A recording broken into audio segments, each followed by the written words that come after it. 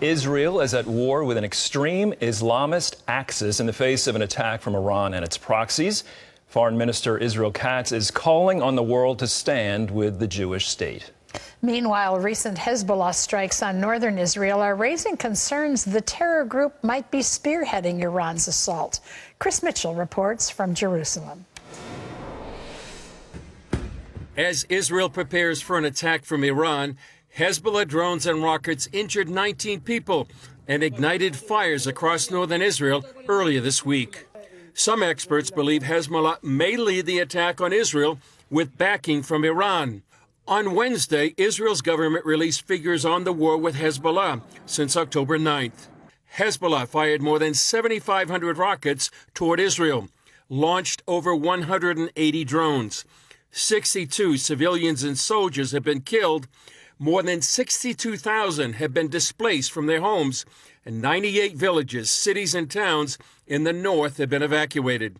Israeli Defense Minister Yoav Gallant warned Hezbollah leader Hassan Nasrallah against escalating the war. From the looks of things, Nasrallah may drag Lebanon to pay heavy prices. They don't imagine what could happen. I guess if they take a look at Gaza, they will understand. But reason doesn't always prevail. Israeli Prime Minister Benjamin Netanyahu told IDF recruits the nation is ready for whatever action Iran and its proxies might take against them. I know that the citizens of Israel are on alert, and I ask you one thing, to keep your patience and calm. We're prepared for both defense and offense. We strike at our enemies and are also determined to defend ourselves. I think the nation has grown in confidence as they've fended off even Iranian attacks with the hand of God behind them. So it's looking better, but the Hezbollah threat, the Iranian threat that we're under right now, has everyone's attention. Meanwhile, the election of Yahya Sinwar as the new head of Hamas is seen by Israel as a strengthening the relationship between Iran and the Palestinians. While Hamas officials in Lebanon praised his election to head the terror group, Israel's Foreign Minister Israel Katz posted this message on X.